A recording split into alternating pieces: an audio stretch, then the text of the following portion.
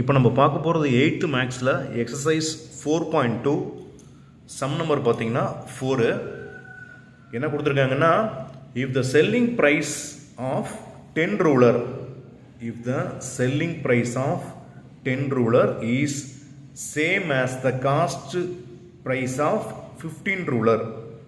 அப்போ காஸ்ட் ப்ரைஸுங்கிறது பார்த்தீங்கன்னா நம்ம வாங்குகிற ப்ரைஸு, சரிங்களா? செல்லிங் ப்ரைஸுங்கிறது விற்கிற ப்ரைஸு.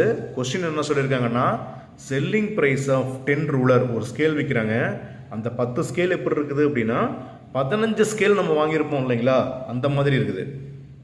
அப்போ ஆட்டோமேட்டிக்காக இந்த இடத்துல நமக்கு என்னன்னு தெரியுது, ப்ராஃபிட்னு தெரியுதுங்களா.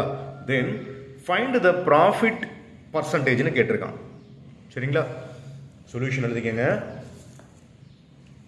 பார்த்தீங்கன்னா